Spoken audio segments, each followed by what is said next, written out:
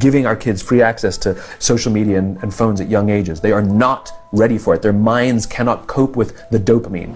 They can only have it up to a certain hour, and you take it away. They're children. You can take the phone away. We've got to intervene as parents. But as companies, we now have to deal with the influx of kids that are coming into our companies with addiction. Watch, I see it all the time. Walk through any office.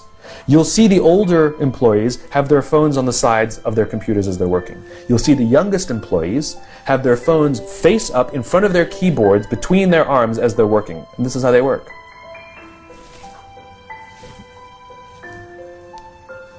And the science is alarming. They did experiments on mice where they did the multitasking. They put flashing lights to mimic going from the computer to the cell phone, the computer to the cell phone to the TV. The mice that were exposed to the changing lights, it took them 3 times longer to solve a maze than the mice that weren't, and the damage was permanent. There is a subconscious reaction to these devices when we use them, okay? What if I were to hold my phone while I'm talking to you? I'm not checking it, it's not buzzing, it's not beeping, I'm not even, I'm nothing, I'm just holding it. Do you feel at this moment that you are the most important thing to me right now? No, you do not. Because there is a subconscious reaction we have to the device. When it is out, it makes the people around us feel that they are less important.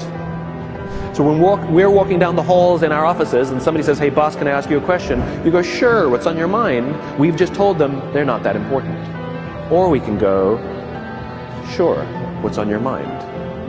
And if you don't have a pocket, find a shelf, put it on the shelf, come back and say, sure, what's on your mind? When we show up to a meeting, or a lunch, or a dinner, with our colleagues, our clients, or our friends, or our families, and we put the phone on the table, we have announced to everyone in the room that they are not that important to us. And by the way, putting the phone upside down is not more polite. My favorite one is when the meeting or at a lunch with someone that the phone will ring and the caller ID will pop up and they will go, I'm not going to get it. Oh, so magnanimous. Oh, lucky to eat with you today. Or they could just put the damn thing away. You can tell how addicted we are. When somebody pulls out their phone when you're with them, how uncomfortable does that make us feel? You're walking down the street with someone, they pull their phone out. We feel stupid, so what do? We pull our phones out.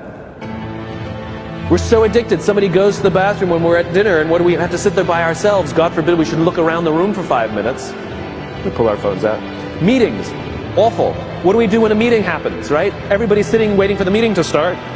Bob's running a few minutes late. Bob's here? Okay, start the meeting. Do you know when relationships are built? All that in between time.